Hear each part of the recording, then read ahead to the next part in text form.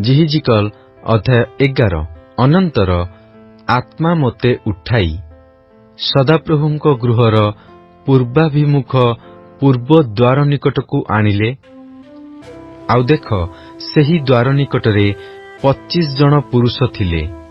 ପୁଣି ସେମାନଙ୍କ ମଧ୍ୟସ୍ଥାନରେ ମୁଁ ଲୋକମାନଙ୍କର ଅଧିପତି ଅଶ୍ଶୁରର ପୁତ୍ର ଜାସନିୟ ଓ ବନାୟର ପୁତ୍ର ପ୍ଲଟିୟକୁ ଦେଖିଲି।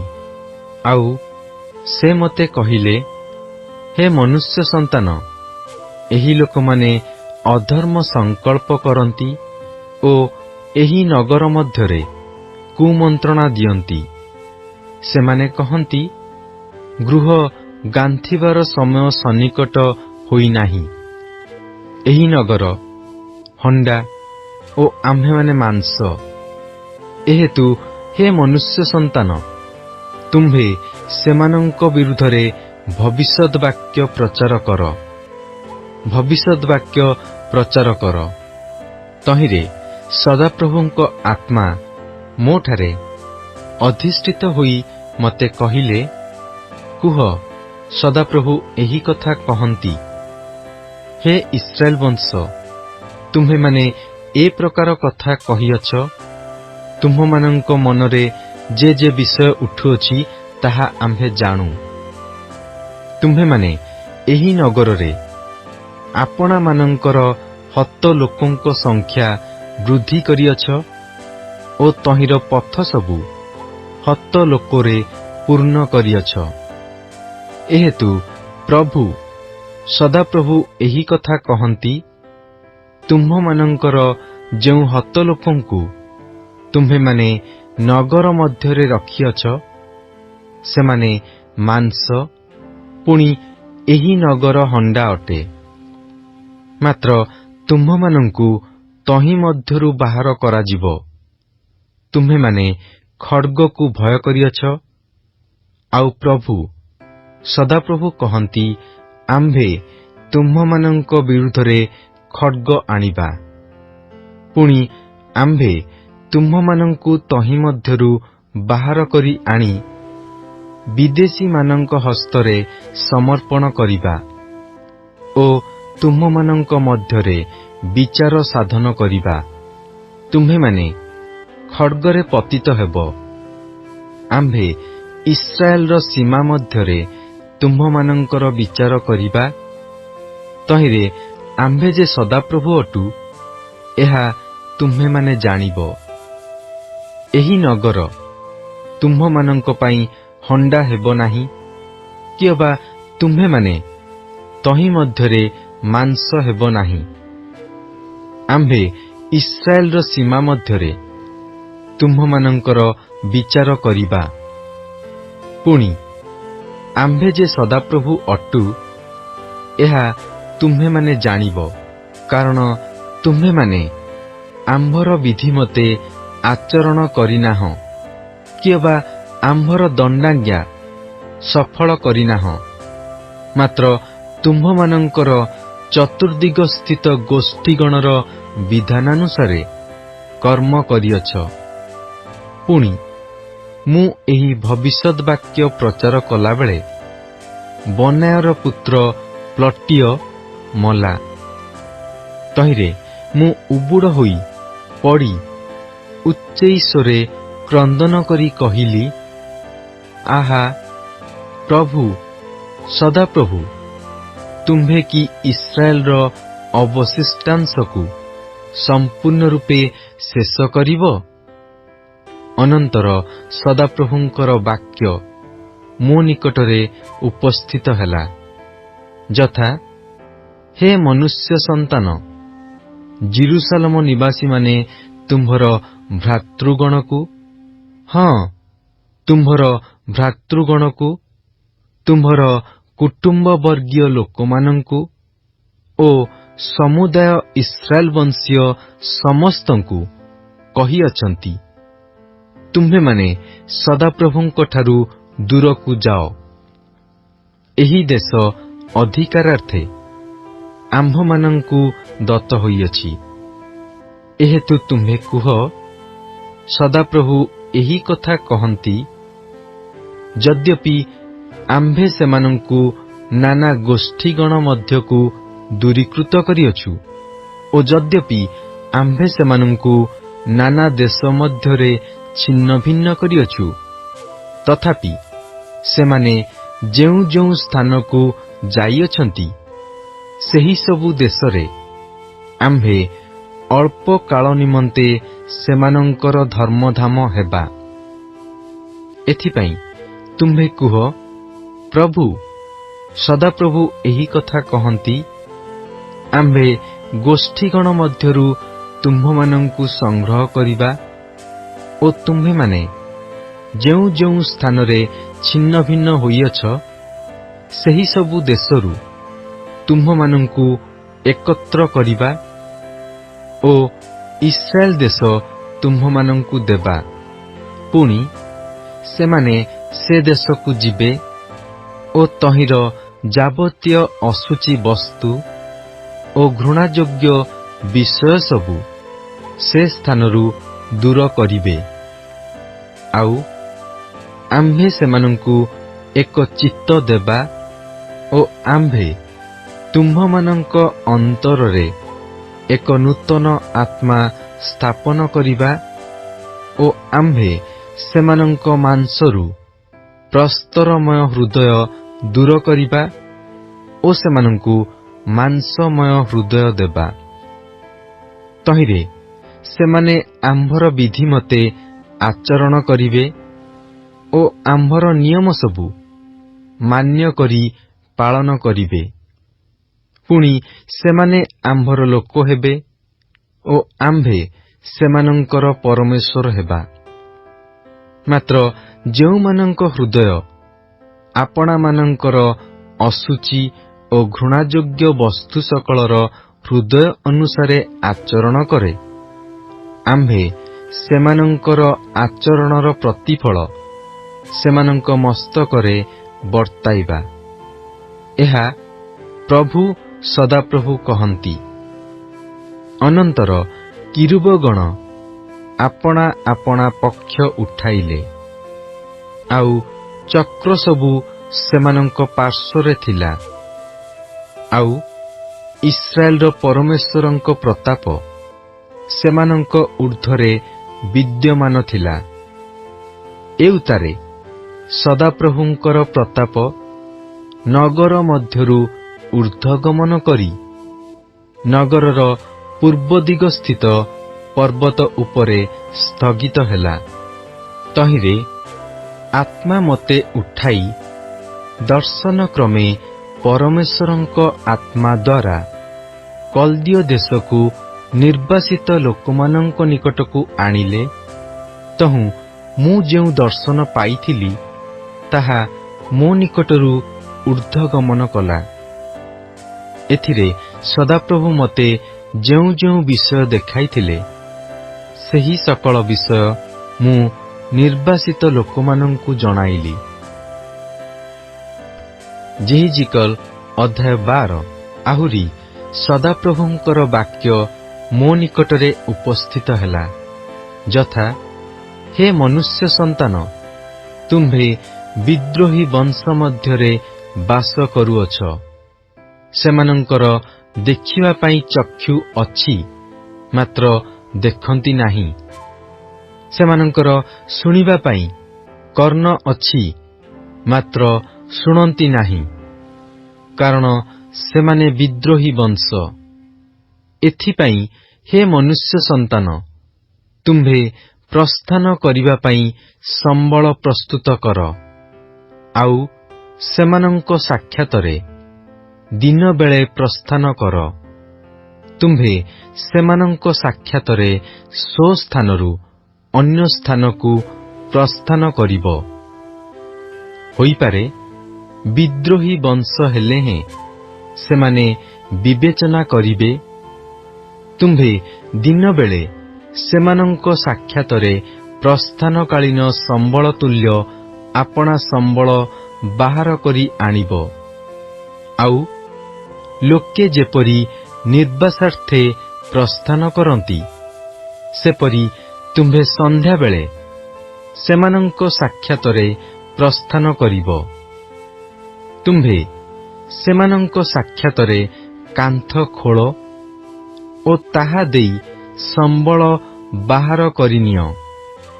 ସେମାନଙ୍କ ସାକ୍ଷାତରେ ତାହା ଆପଣା କାନ୍ଧରେ ବହିବ ଓ ଅନ୍ଧକାର ବେଳେ ତାହା ନେଇଯିବ।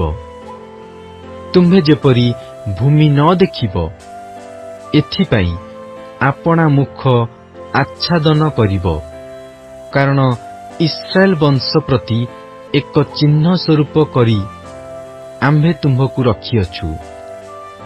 ତହିଁରେ ମୁଁ ସେହି ଆଜ୍ଞା ପ୍ରମାଣେ କାର୍ଯ୍ୟ କଲି। ମୁଁ ପ୍ରସ୍ଥାନକାଳୀନ ସମ୍ବଳ ତୁଲ୍ୟ ଦିନ ବେଳେ ଆପଣା ସମ୍ବଳ ବାହାର କରି ଆଣିଲି ଓ ସନ୍ଧ୍ୟାବେଳେ ନିଜ ହସ୍ତରେ କାନ୍ଥ ଖୋଳିଲି। ମୁଁ ଅନ୍ଧକାର ବେଳେ ତାହା ବାହାର କରି ସେମାନଙ୍କ ସାକ୍ଷାତରେ ଆପଣା କାନ୍ଧରେ ବହି ନେଲି। ପୁଣି ପ୍ରଭାତ କାଳରେ ସଦାପ୍ରଭୁଙ୍କର ଏହି ବାକ୍ୟ ମୋ ନିକଟରେ ଉପସ୍ଥିତ ହେଲା। ହେ ମନୁଷ୍ୟ ସନ୍ତାନ, ତୁମ୍ଭେ କଣ କରୁଅଛ ବୋଲି ଇସ୍ରାଏଲ ବଂଶ, ସେହି ବିଦ୍ରୋହୀ ବଂଶ କି ତୁମ୍ଭକୁ ପଚାରି ନାହାନ୍ତି? ତୁମ୍ଭେ ସେମାନଙ୍କୁ କୁହ, ପ୍ରଭୁ ସଦାପ୍ରଭୁ ଏହି କଥା କହନ୍ତି, ଏହି ଭାର ଜେରୁସାଲେମସ୍ଥ ଅଧିପତିର ଓ ସେମାନେ ଯେଉଁମାନଙ୍କ ମଧ୍ୟରେ ଅଛନ୍ତି ସେହି ସମୁଦାୟ ଇସ୍ରାଏଲର ବଂଶର ସମ୍ପର୍କୀୟ ଅଟେ। ତୁମ୍ଭେ କୁହ, ମୁଁ ତୁମ୍ଭମାନଙ୍କର ଚିହ୍ନ ସ୍ୱରୂପ ଅଟେ। ମୁଁ ଯେପରି କଲି ସେମାନଙ୍କ ପ୍ରତି ସେପରି କରାଯିବ। ସେମାନେ ନିର୍ବାସିତ ହୋଇ ବନ୍ଦିତ୍ୱ ସ୍ଥାନକୁ ଯିବେ। ପୁଣି ସେମାନଙ୍କ ମଧ୍ୟବର୍ତ୍ତୀ ଅଧିପତି ଅନ୍ଧକାର ସମୟରେ ଆପଣା କାନ୍ଧରେ ଭାର ବହି ବାହାରିଯିବ। ଲୋକମାନେ ବହି ନେବା ପାଇଁ କାନ୍ଥ ଖୋଳିବେ। ସେ ଆପଣା ମୁଖ ଆଚ୍ଛାଦନ କରିବ, କାରଣ ସେ ଚକ୍ଷୁରେ ଭୂମି ଦେଖିବ ନାହିଁ। ଆହୁରି ଆମ୍ଭେ ତାହା ଉପରେ ଆମ୍ଭର ଜାଲ ପ୍ରସାରିବା ଓ ସେ ଆମ୍ଭ ଫାନ୍ଦରେ ଧରାଯିବ। ଆଉ ଆମ୍ଭେ କଲ୍ଦୀୟମାନଙ୍କର ଦେଶ ବାବିଲକୁ ତାହାକୁ ନେଇଯିବା। ଆଉ ଯଦ୍ୟପି ସେ ସ୍ଥାନରେ ମରିବ, ତଥାପି ସେ ତାହା ଦେଖିବ ନାହିଁ। ପୁଣି ତାହାର ସାହାଯ୍ୟ କରିବାକୁ ଯେଉଁମାନେ ତାହାର ଚତୁର୍ଦିଗରେ ଅଛନ୍ତି, ସେମାନଙ୍କୁ ଓ ତାହାର ସୈନ୍ୟଦଳ ସମସ୍ତଙ୍କୁ ଆମ୍ଭେ ସବୁ ଦିଗରେ ଛିନ୍ନ ଭିନ୍ନ କରିବା ଓ ସେମାନଙ୍କ ପଶ୍ଚାତ୍ ଆମ୍ଭେ ଖଡ୍ଗ ନିଷ୍କୋଷ କରିବା। ଆଉ ଯେତେବେଳେ ଆମ୍ଭେ ସେମାନଙ୍କୁ ନାନା ଗୋଷ୍ଠୀ ମଧ୍ୟରେ ଛିନ୍ନ ଭିନ୍ନ କରିବା ଓ ନାନା ଦେଶ ମଧ୍ୟରେ ସେମାନଙ୍କୁ ଏଣେ ତେଣେ ବିକ୍ଷିପ୍ତ କରିବା, ସେତେବେଳେ ଆମ୍ଭେ ଯେ ସଦାପ୍ରଭୁ ଅଟୁ, ଏହା ସେମାନେ ଜାଣିବେ। ମାତ୍ର ଆମ୍ଭେ ସେମାନଙ୍କ ମଧ୍ୟରୁ କେତେକ ଲୋକଙ୍କୁ ଖଡ୍ଗ, ଦୁର୍ଭିକ୍ଷ ଓ ମହାମାରୀରୁ ରକ୍ଷା କରିବା। ତହିଁରେ ସେମାନେ ଯେଉଁ ଗୋଷ୍ଠୀମାନଙ୍କ ମଧ୍ୟକୁ ଯିବେ, ସେମାନଙ୍କ ନିକଟରେ ଆପଣାମାନଙ୍କର ଘୃଣାଯୋଗ୍ୟ କ୍ରିୟାସକଳ ପ୍ରକାଶ କରିବେ। ଆଉ ଆମ୍ଭେ ଯେ ସଦାପ୍ରଭୁ ଅଟୁ, ଏହା ସେମାନେ ଜାଣିବେ। ଆହୁରି ସଦାପ୍ରଭୁଙ୍କ ବାକ୍ୟ ମୋ ନିକଟରେ ଉପସ୍ଥିତ ହେଲା, ଯଥା, ହେ ମନୁଷ୍ୟ ସନ୍ତାନ, ତୁମ୍ଭେ କମ୍ପି କମ୍ପି ଆପଣା ଆହାର ଭୋଜନ କର। ଆଉ ଥରି ଥରି ଓ ଚିନ୍ତିତ ହୋଇ ଆପଣା ଜଳ ପାନ କର।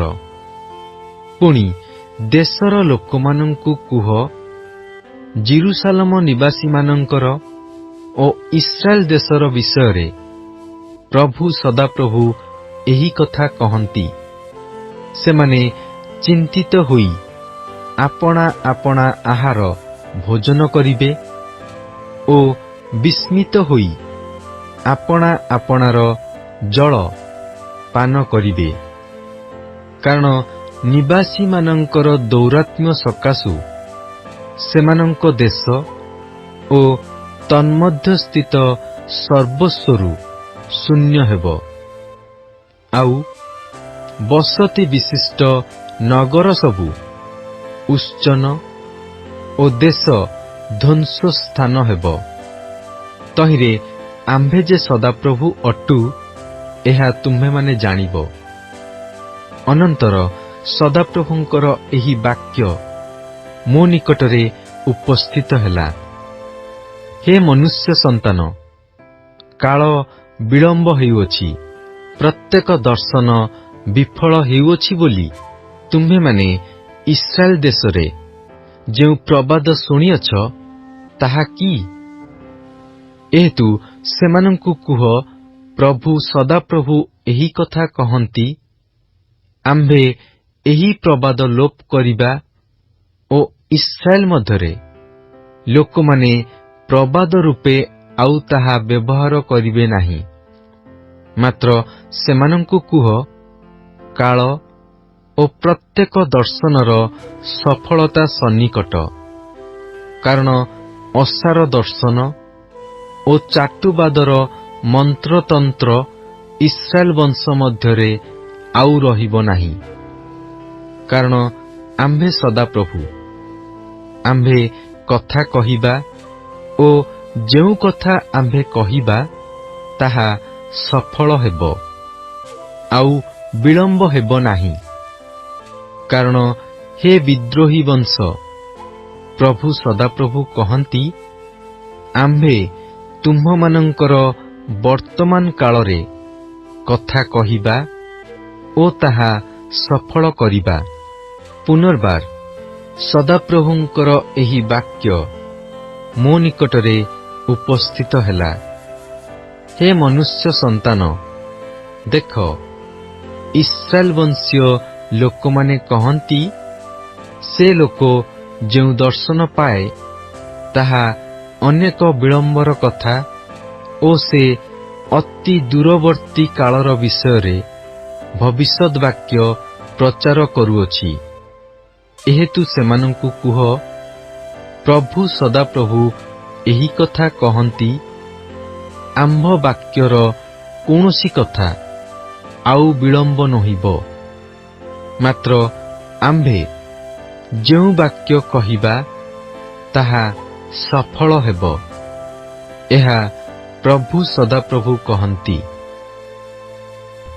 ଜିହିଜିକଲ ଅଧ୍ୟାୟ 13।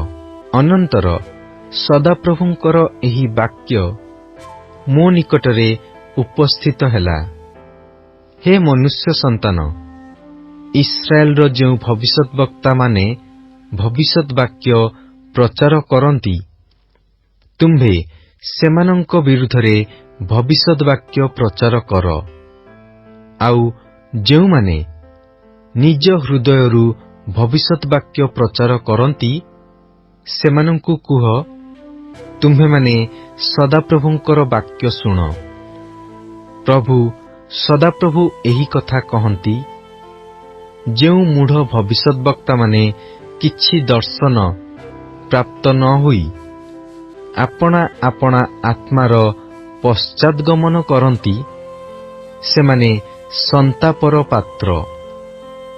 ହେ ଇସ୍ରାଏଲ, ତୁମ୍ଭର ଭବିଷ୍ୟତ ବକ୍ତାମାନେ ଉଜାଡ଼ ସ୍ଥାନର କୋକିତୁଲ୍ୟ ହୋଇଅଛନ୍ତି।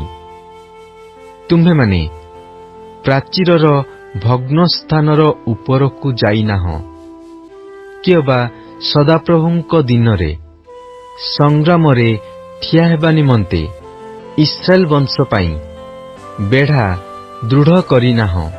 ସଦାପ୍ରଭୁ ଏହି କଥା କହନ୍ତି ବୋଲି ଯେଉଁମାନେ କହନ୍ତି, ସେମାନେ ଅସାର ଦର୍ଶନ ପାଇଅଛନ୍ତି ଓ ମିଥ୍ୟା ମନ୍ତ୍ର ପଢ଼ିଅଛନ୍ତି। ଆଉ ସଦାପ୍ରଭୁ ସେମାନଙ୍କୁ ପଠାଇ ନାହାନ୍ତି, ପୁଣି ବାକ୍ୟ ସିଦ୍ଧ ହେବ ବୋଲି ସେମାନେ ଲୋକମାନଙ୍କର ପ୍ରତ୍ୟାଶା ଜନ୍ମାଇଅଛନ୍ତି।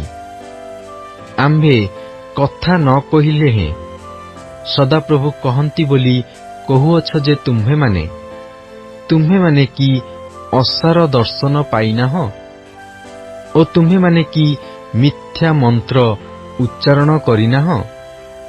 ଏହେତୁ ପ୍ରଭୁ ସଦାପ୍ରଭୁ ଏହି କଥା କହନ୍ତି, ତୁମ୍ଭେମାନେ ଅସାର ବାକ୍ୟ କହିଅଛ ଓ ମିଥ୍ୟା ଦର୍ଶନ ପାଇଅଛ। ଏଥିପାଇଁ ଦେଖ, ଆମ୍ଭେ ତୁମ୍ଭମାନଙ୍କର ପ୍ରତିକୂଳ ଅଟୁ। ଏହା ପ୍ରଭୁ ସଦାପ୍ରଭୁ କହନ୍ତି। ପୁଣି ଯେଉଁ ଭବିଷ୍ୟଦ୍ବକ୍ତାମାନେ ଅସାର ଦର୍ଶନ ପାଆନ୍ତି ଓ ମିଥ୍ୟା ମନ୍ତ୍ର ପଢ଼ନ୍ତି, ଆମ୍ଭର ହସ୍ତ ସେମାନଙ୍କର ପ୍ରତିକୂଳ ହେବ। ସେମାନେ ଆମ୍ଭ ଲୋକମାନଙ୍କ ମନ୍ତ୍ରୀସଭାରେ ରହିବେ ନାହିଁ, କିଅବା ଇସ୍ରାଏଲ ବଂଶର ବଂଶାବଳୀ ମଧ୍ୟରେ ସେମାନେ ଲିଖିତ ହେବେ ନାହିଁ, ଅଥବା ଇସ୍ରାଏଲ ଦେଶରେ ପ୍ରବେଶ କରିବେ ନାହିଁ। ତହିଁରେ ଆମ୍ଭେ ଯେ ପ୍ରଭୁ ସଦାପ୍ରଭୁ ଅଟୁ, ଏହା ତୁମ୍ଭେମାନେ ଜାଣିବ। ଶାନ୍ତି ନଥିଲେ ହେଁ ସେମାନେ ଶାନ୍ତି ଅଛି ବୋଲି କହି ଆମ୍ଭ ଲୋକମାନଙ୍କୁ ଭୁଲାଇଅଛନ୍ତି। ଆଉ କେହି କାନ୍ଥ ନିର୍ମାଣ କଲେ, ଦେଖ, ସେମାନେ ଅମିଶ୍ରିତ ମସଲାରେ ତାହା ଲେପନ କରନ୍ତି। ଏଥିପାଇଁ ବିଶେଷ ରୂପେ ଏଥିପାଇଁ ଅମିଶ୍ରିତ ମସଲାରେ କାନ୍ଥ ଲେପନକାରୀମାନଙ୍କୁ କୁହ ଯେ ତାହା ପଡ଼ିଯିବ, ପ୍ଲାବନକାରୀ ବୃଷ୍ଟି ହେବ। ହେ ବୃହତ୍ ଶିଳାସକଳ, ତୁମ୍ଭେମାନେ ବୃଷ୍ଟି ହେବ ଓ ପ୍ରଚଣ୍ଡ ବାୟୁ ତାହା ବିଦାରଣ କରିବ। ଦେଖ, କାନ୍ଥ ଯେତେବେଳେ ପଡ଼ିଯିବ, ସେତେବେଳେ ତୁମ୍ଭମାନଙ୍କୁ କି କୁହା ନ ଯିବ, ତୁମ୍ଭେମାନେ ଯାହା ଦେଇ ଲେପନ କରିଥିଲ ସେହି ପ୍ରଲେପ କାହିଁ? ଏହେତୁ ପ୍ରଭୁ ସଦାପ୍ରଭୁ ଏହି କଥା କହନ୍ତି, ଆମ୍ଭେ ଆପଣା କୋପରେ ପ୍ରଚଣ୍ଡ ବାୟୁ ଦ୍ୱାରା ତାହା ବିଦାରଣ କରିବା। ଆମ୍ଭ କ୍ରୋଧରେ ପ୍ଲାବନକାରୀ ବୃଷ୍ଟି ହେବ ଓ କୋପରେ ବୃହତ୍ ବୃହତ୍ ଶିଳାବୃଷ୍ଟି ହୋଇ ତାହା ବିନଷ୍ଟ କରିବ। ଏହି ରୂପେ ତୁମ୍ଭେମାନେ ଅମିଶ୍ରିତ ମସଲାରେ ଯେଉଁ କାନ୍ଥ ଲେପନ କରିଅଛ, ତାହା ଆମ୍ଭେ ଭାଙ୍ଗି ପକାଇବା ଓ ତାହା ଭୂମିସାତ୍ କରିବା। ତହିଁରେ ତାହାର ଭିତ୍ତିମୂଳ ଅନାବୃତ ହେବ, ଆଉ ତାହା ପଡ଼ିଯିବ ଓ ତୁମ୍ଭେମାନେ ତହିଁ ମଧ୍ୟରେ ବିନଷ୍ଟ ହେବ। ତହିଁରେ ଆମ୍ଭେ ଯେ ସଦାପ୍ରଭୁ ଅଟୁ, ଏହା ତୁମ୍ଭେମାନେ ଜାଣିବ। ଏହି ପ୍ରକାରେ ଆମ୍ଭେ ସେହି କାନ୍ଥ ଉପରେ ଓ ଯେଉଁମାନେ ଅମିଶ୍ରିତ ମସଲାରେ ତାହା ଲେପନ କରିଅଛନ୍ତି, ସେମାନଙ୍କ ଉପରେ ଆପଣା କୋପ ସଫଳ କରିବା ଓ ଆମ୍ଭେ ତୁମ୍ଭମାନଙ୍କୁ କହିବା, ସେହି କାନ୍ଥ ଆଉ ନାହିଁ ଓ ତାହା ଲେପନକାରୀମାନେ, ଅର୍ଥାତ୍ ଯେଉଁମାନେ ଜେରୁସାଲେମ ବିଷୟରେ ଭବିଷ୍ୟତ୍ ବାକ୍ୟ ପ୍ରଚାର କରନ୍ତି ଓ ଶାନ୍ତି ନଥିଲେ ହେଁ ତାହା ନିମନ୍ତେ ଶାନ୍ତିର ଦର୍ଶନ ପାଆନ୍ତି, ଇସ୍ରାଏଲର ସେହି ଭବିଷ୍ୟଦ୍ବକ୍ତାମାନେ ଆଉ ନାହାନ୍ତି। ଏହା ପ୍ରଭୁ ସଦାପ୍ରଭୁ କହନ୍ତି। ଆଉ ହେ ମନୁଷ୍ୟ ସନ୍ତାନ, ତୁମ୍ଭ ଲୋକଙ୍କର ଯେଉଁ କନ୍ୟାଗଣ ଆପଣା ଆପଣା ହୃଦୟରୁ ଭବିଷ୍ୟତ୍ ବାକ୍ୟ ପ୍ରଚାର କରନ୍ତି, ସେମାନଙ୍କ ବିରୁଦ୍ଧରେ ଆପଣା ମୁଖ ରଖ ଓ ସେମାନଙ୍କ ବିରୁଦ୍ଧରେ ଭବିଷ୍ୟତ୍ ବାକ୍ୟ ପ୍ରଚାର କରି କୁହ, ପ୍ରଭୁ ସଦାପ୍ରଭୁ ଏହି କଥା କହନ୍ତି, ଯେଉଁ ସ୍ତ୍ରୀମାନେ ପ୍ରାଣ ମୃଗୟାର୍ଥେ ସବୁ କୋହୁଣି ଉପରେ ମୁଚୁଳା ସିଲାଇ କରନ୍ତି ଓ ସର୍ବ ଆକୃତିର ଲୋକଙ୍କ ମସ୍ତକ ନିମନ୍ତେ ଆବରଣୀ ପ୍ରସ୍ତୁତ କରନ୍ତି, ସେମାନେ ସନ୍ତାପର ପାତ୍ରୀ। ତୁମ୍ଭେମାନେ କି ଆମ୍ଭ ଲୋକମାନଙ୍କ ପ୍ରାଣକୁ ମୃଗୟା କରି ଆପଣାମାନଙ୍କ ନିମନ୍ତେ ପ୍ରାଣ ଜିଅନ୍ତା ରଖିବ? ପୁଣି ଆମ୍ଭର ଯେଉଁ ଲୋକମାନେ ମିଥ୍ୟା କଥା ଶୁଣନ୍ତି, ସେମାନଙ୍କୁ ମିଥ୍ୟା କଥା କହି ବଧର ଅଯୋଗ୍ୟ ପ୍ରାଣକୁ ବଧ କରିବା ପାଇଁ ଓ ବଞ୍ଚିବାର ଅଯୋଗ୍ୟ ପ୍ରାଣକୁ ଜୀବିତ ରଖିବା ପାଇଁ ତୁମ୍ଭେମାନେ ମୁଠିଏ ମୁଠିଏ ଯବ ଓ ଖଣ୍ଡିଏ ଖଣ୍ଡିଏ ରୁଟି ନିମନ୍ତେ ଆମ୍ଭ ଲୋକମାନଙ୍କ ମଧ୍ୟରେ ଆମ୍ଭକୁ ଅଶୁଚି କରିଅଛ। ଏହେତୁ ପ୍ରଭୁ ସଦାପ୍ରଭୁ ଏହି କଥା କହନ୍ତି, ଦେଖ, ତୁମ୍ଭେମାନେ ଆପଣାମାନଙ୍କର ଯେଉଁ ମୁଚୁଳା ଦ୍ୱାରା ପ୍ରାଣୀମାନଙ୍କୁ ଉଡ଼ାଇ ମୃଗୟା କରୁଅଛ, ଆମ୍ଭେ ତହିଁର ପ୍ରତିକୂଳ ଅଟୁ ଓ ଆମ୍ଭେ ତୁମ୍ଭମାନଙ୍କ ଭୁଜରୁ ସେହି ସବୁ ମୁଚୁଳା ଚିରି ପକାଇବା। ଆଉ ଆମ୍ଭେ ପ୍ରାଣୀମାନଙ୍କୁ ଅର୍ଥାତ୍ ତୁମ୍ଭେମାନେ ଯେଉଁ ପ୍ରାଣୀମାନଙ୍କୁ ଉଡ଼ାଇ ମୃଗୟା କରୁଅଛ, ଆମ୍ଭେ ସେମାନଙ୍କୁ ମୁକ୍ତ କରିଦେବା। ମଧ୍ୟ ଆମ୍ଭେ ତୁମ୍ଭମାନଙ୍କର ଆବରଣୀ ଚିରି ପକାଇବା ଓ ଆମ୍ଭ ଲୋକମାନଙ୍କୁ ତୁମ୍ଭମାନଙ୍କ ହସ୍ତରୁ ଉଦ୍ଧାର କରିବା। ସେମାନେ ମୃଗୟୀକୃତ ହେବା ନିମନ୍ତେ ଆଉ ତୁମ୍ଭମାନଙ୍କ ହସ୍ତଗତ ହେବେ ନାହିଁ। ତହିଁରେ ଆମ୍ଭେ ଯେ ସଦାପ୍ରଭୁ ଅଟୁ, ଏହା ତୁମ୍ଭେମାନେ ଜାଣିବ। ଆମ୍ଭେ ଯେଉଁ ଧାର୍ମିକ ଲୋକକୁ ବିଷର୍ଣ୍ଣ କରିନାହୁଁ, ତୁମ୍ଭେମାନେ ମିଥ୍ୟା କଥା ଦ୍ୱାରା ତାହାର ଅନ୍ତଃକରଣକୁ ଦୁଃଖାର୍ତ୍ତ କରିଅଛ। ପୁଣି ଦୁଷ୍ଟ ଲୋକ ବଞ୍ଚିବା ନିମନ୍ତେ ଯେପରି ଆପଣା କୁପଥରୁ ଫେରିବ ନାହିଁ, ଏଥିପାଇଁ ତାହାର ହସ୍ତ ସବଳ କରିଅଛ। ଏ ସକାଶୁ ତୁମ୍ଭେମାନେ ଅସାର ଦର୍ଶନ ଆଉ ଦେଖିବ ନାହିଁ, କି ଅବା ମନ୍ତ୍ର ପଢ଼ିବ ନାହିଁ। ପୁଣି ଆମ୍ଭେ ଆପଣା ଲୋକମାନଙ୍କୁ ତୁମ୍ଭମାନଙ୍କ ହସ୍ତରୁ ଉଦ୍ଧାର କରିବା। ତହିଁରେ ଆମ୍ଭେ ଯେ ସଦାପ୍ରଭୁ ଅଟୁ, ଏହା ତୁମ୍ଭେମାନେ ଜାଣିବ। ଜିହିଜିକଲ ଅଧ୍ୟାୟ 14। ଅନନ୍ତର ଇସ୍ରାଏଲର ପ୍ରାଚୀନ ବର୍ଗଙ୍କ ମଧ୍ୟରୁ କେତେକ ଜଣ ମୋ ନିକଟକୁ ଆସି ମୋ ସମ୍ମୁଖରେ ବସିଲେ। ସେତେବେଳେ ସଦାପ୍ରଭୁଙ୍କର ଏହି ବାକ୍ୟ ମୋ ନିକଟରେ ଉପସ୍ଥିତ ହେଲା।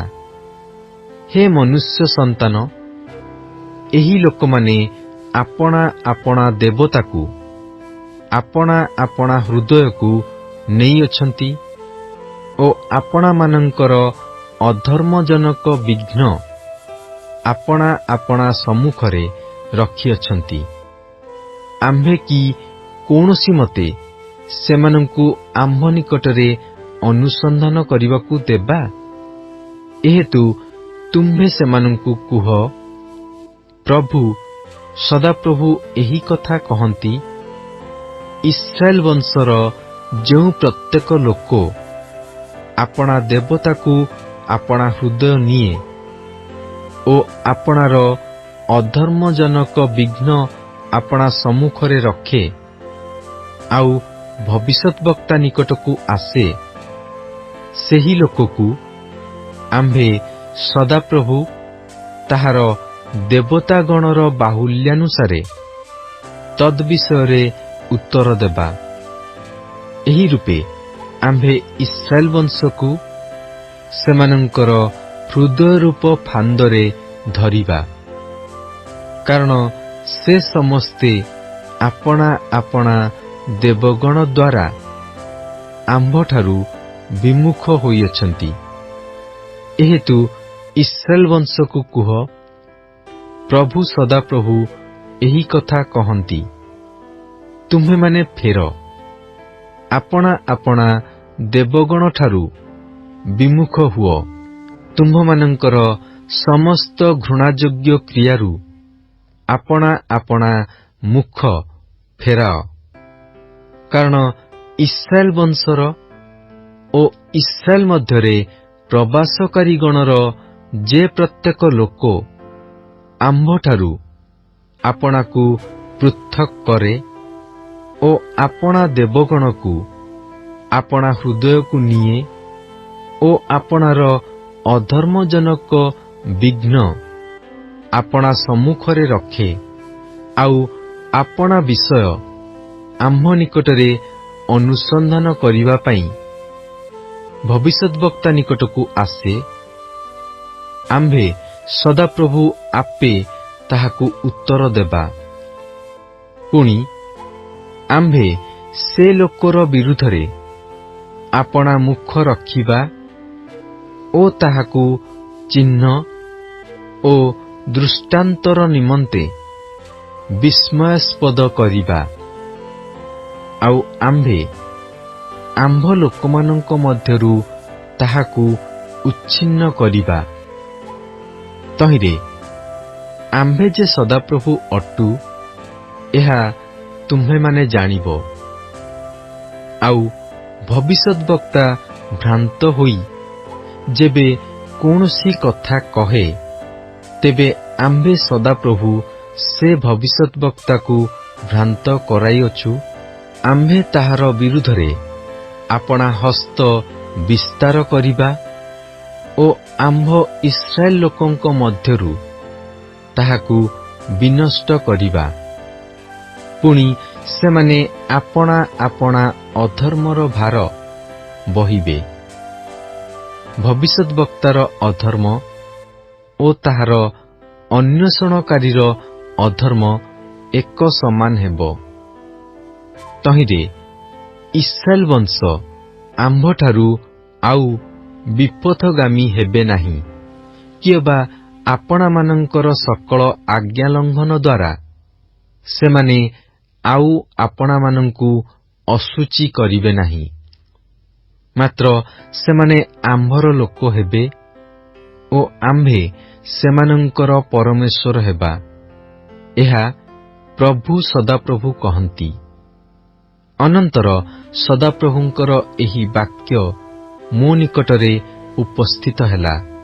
ହେ ମନୁଷ୍ୟ ସନ୍ତାନ, କୌଣସି ଦେଶ ସତ୍ୟ ଲଙ୍ଘନ ଦ୍ୱାରା ଆମ୍ଭ ବିରୁଦ୍ଧରେ ପାପ କଲେ, ଯେତେବେଳେ ଆମ୍ଭେ ତାହା ବିରୁଦ୍ଧରେ ଆପଣା ହସ୍ତ ବିସ୍ତାର କରୁ, ତାହାର ଅନୁରୂପ ଯଷ୍ଟି ଭାଙ୍ଗୁ ଓ ତହିଁ ମଧ୍ୟକୁ ଦୁର୍ଭିକ୍ଷ ପଠାଉ, ପୁଣି ତହିଁ ମଧ୍ୟରୁ ମନୁଷ୍ୟ ଓ ପଶୁକୁ ଉଚ୍ଛିନ୍ନ କରୁ, ସେତେବେଳେ ନୋହ, ଦାନିଏଲ ଓ ଆୟୁବ ଏହି ତିନି ବ୍ୟକ୍ତି ଯେବେ ତହିଁ ମଧ୍ୟରେ ଥାନ୍ତେ, ତେବେ ସେମାନେ ଆପଣା ଆପଣା ଧାର୍ମିକତା ଦ୍ୱାରା ଆପଣା ପ୍ରାଣମାତ୍ର ରକ୍ଷା କରନ୍ତେ। ଏହା ପ୍ରଭୁ ସଦାପ୍ରଭୁ କହନ୍ତି।